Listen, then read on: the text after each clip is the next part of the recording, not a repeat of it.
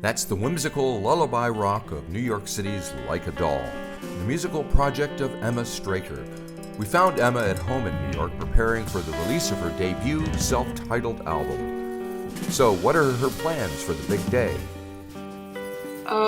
We have an album release show, which will be really fun. And right now, actually, I I was supposed to be building a set for it today instead of napping, but Oh, then so it's not um, been so productive today, but there you go. no, Well, there's like a water theme kind of in my music, right. and so I am building a lighthouse, Okay. like a giant mini lighthouse. A giant mini lighthouse. All right, that seems interesting. What are you gonna make it out of? Paper mache? Yeah, I'm gonna do paper mache and then I have a rotating light, like 360 light to put at the top of it. Ah, okay. And I'm gonna make the stage look like a boat and have some waves and Cool. whatnot. Yeah, yeah, yeah. So yes, you do have a kind of a water theme running through the record. Why is that, do you think? Um, for me, water is kind of like a parallel to emotion when I'm talking about anything that's like a body of water or like the vastness of like the ocean, like that feeling. Right? Um, my mom is a tarot card reader, Oh, okay. and I grew up with that a lot. And in tarot, the cups cards are water, and that those all represent like emotional, like burden and whatnot. So I think that's how it ended up in my music that way. Okay. And there's a track called Always that sounds like there's actual water in the background.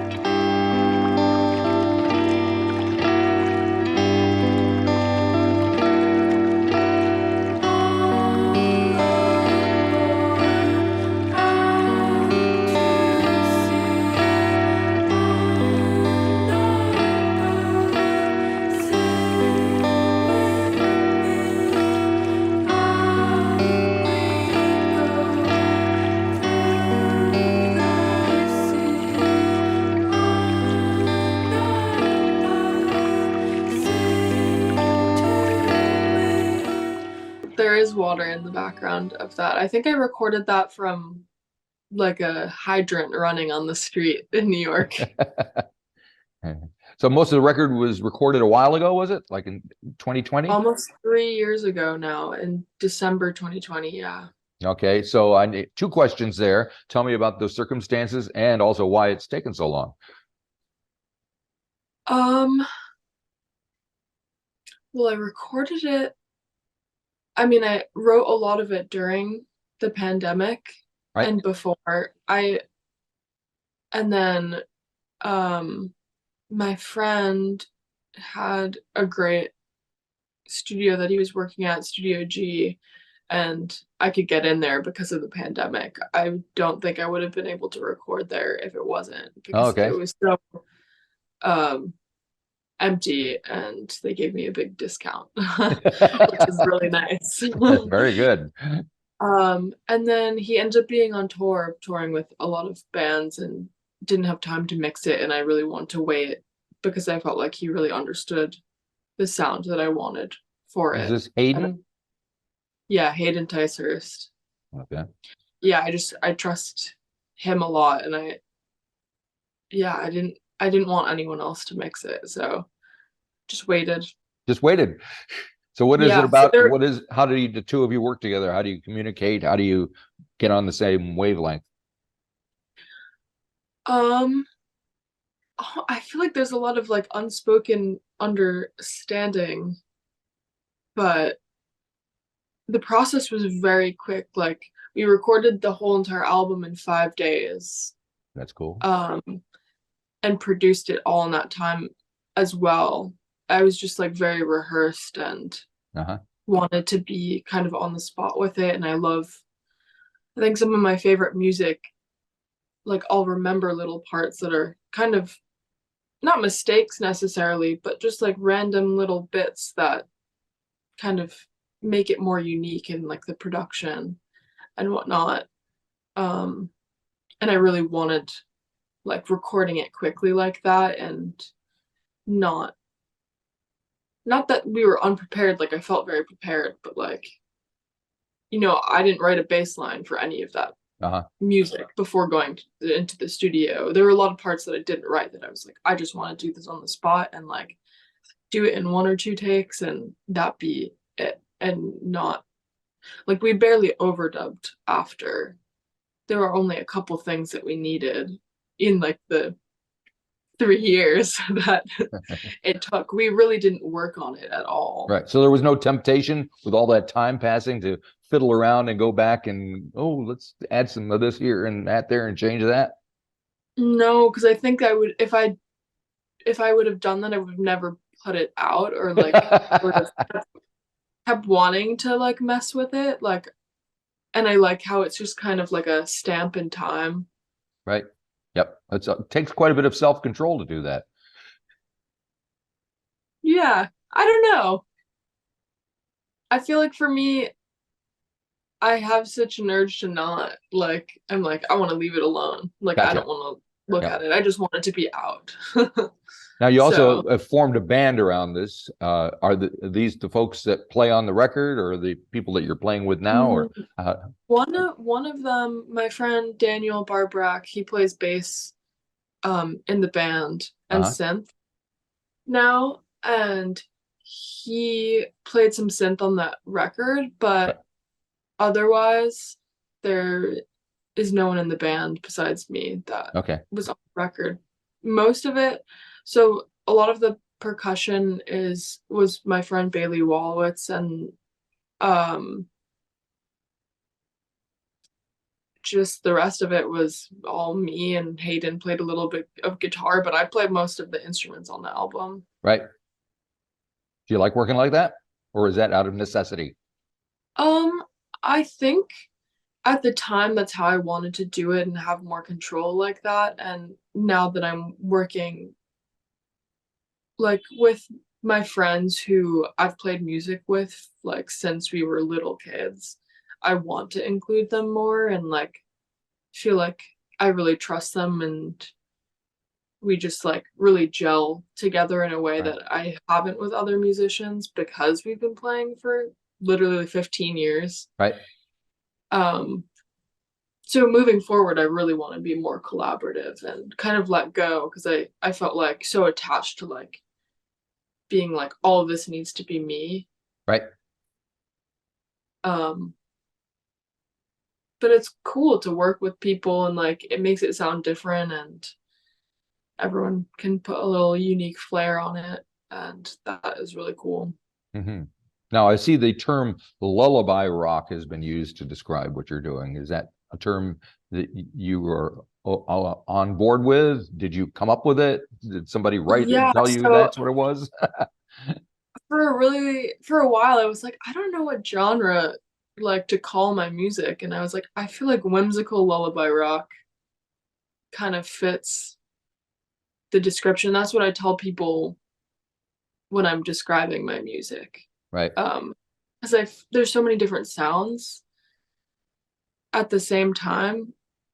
Like there are songs that are seem very just lullaby to me and not really rock at all, but like transition into like a rock song. A lot of it, the way we play live is very like through composed. Like we play all the songs together, and it creates this like story like feeling Right.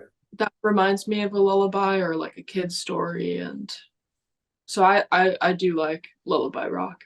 Okay. Well, that's good. And so, with a story in mind, did you spend quite a bit of time setting up the running order of the songs on the record? Is there kind of a lot of thought behind that, starting out with an intro and running through to who's telling their father?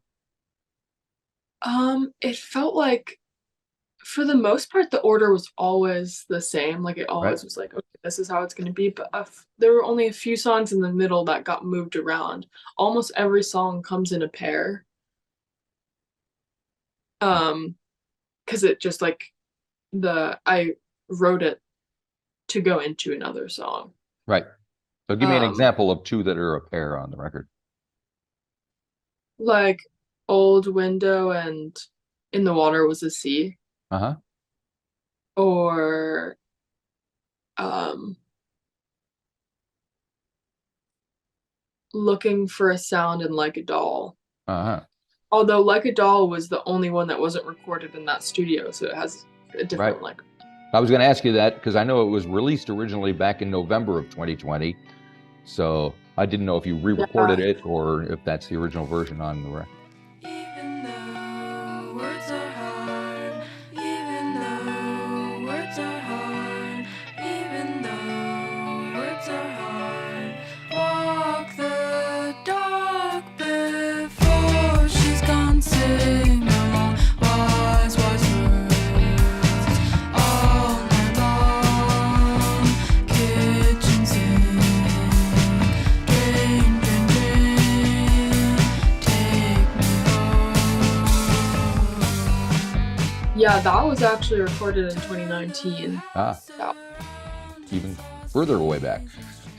Yeah, That's a long time ago, especially with all the stuff that's been going on the planet and everybody's gone through stuff. So do you feel like much of a different person from the one you were in 2019? definitely very different. I feel like, how old was I in 2019? 21? Oh yeah, that's Now pretty. wait, 22. I'm 25 now. Right. Yeah, I just feel like your super early 20s is so different than your mid 20s. That is a So fact. I can barely remember that far back, but yes. yeah, I've done a lot of processing over the pandemic, Right. having all of that time. Okay. So with that in mind, and the fact that this record and these songs are relatively have been around a while, do you have a whole stack of another batch ready to go, or are you kind of itching to Oh get them out? yeah, I've demoed a few songs with my friend Richard Orofino. He makes music for himself as well, but he's a great producer. Um, and hopefully we'll get recording soon. I have like more than 2 albums worth of songs. I'm just like ready. We play like 5 or 6 songs, new songs live. Right. Like, What inspires you to write? I don't know. I feel like it's always when I'm like, I have to be somewhere, but like I can't leave yet. And I'm sitting down and like, oh, I'll just pick up my guitar. Right. But there's nothing that like necessarily is like, oh, I need to like write about this. Like I love just like kind of doing something stream of consciousness and then like analyzing what I've written or like the tone or like the words and being like, oh, this is what I mean by this. It's helpful to like know what's going on in my head if I can't like get something out like just regularly, like to process that emotion like through writing. Mm-hmm. And you mentioned your mother does this tarot card thing. So in addition to that, while you were growing up, was there much music around your house? Was that an influence? Music was always like playing in my house for sure. The Beatles always Oh, were there you go. playing. Have you heard the new Beatles song? No, not yet. It's out like today. Yeah, I saw someone post about it and I was like, what? I didn't know that was happening. So I'm gonna listen to that later. But yeah, I grew up like on 60s and 70s music. I love the Zombies. Oh yeah, they're still kicking. And Joni Mitchell. Yeah, that like there was no like contemporary music really, or like current music playing in my house when I was a kid. Right. And so what about now? What contemporary, it's a pretty busy scene in Brooklyn and all that. Do you feel part of it? Yeah, definitely. Like there's such a big music scene and there's so many different little pockets as well. And so many of my friends, I feel like are so talented, and I am so grateful that I get to be around them, and I just wish that everyone could hear them. Which hopefully one day everyone will get some more success. Right. I have a good friend, Eva, whose band is called Birthday Girl, and they make really good, like, grungy punk rock music. Right. My friend Richard, who I play bass for, I like before I was in the band, I was like, his music is so good, and then he asked me to play bass, and I was really excited. So once the record's out, what's the where are you doing your record release gig at? Alphaville in Bushwick. And so have you got a plan other than the giant miniature lighthouse? What else is going to be a feature? So Kenzie Davis reached out to me to play this show with these two touring bands from Vermont, No Essie and then The Burning Sun. And I wasn't originally going to have an album release show like in November. I wanted to wait. Right. So I had more time to build a set. And just get my life together and whatnot. But I hate to tell you this, but that never happens. yeah. So she asked me if I wanted to play this show, and I listened to them, and I was like, oh, I really like these bands and feel like the sound makes so much sense. Like the bill like makes sense for us to be on. Yeah. And I was like, well, we are releasing the album that day. Like, is it weird to make it like, I don't want to like intrude, but like, could we make it an album release show? Or like, and they were like, yeah, that would be so fun. So that's how that happened. And we're gonna play the album through in order and then play some new songs. Cool. Sounds like a plan. Alrighty. Well, hopefully you'll get out of the US and come down to this part of the world sometime. Thank you very much for taking the time to talk to me. Maybe you can catch a couple more. Talking to me too. Yep. And good luck with the show and good luck with the record. Awesome. Thank you. Righto. Bye-bye. Good day. Bye.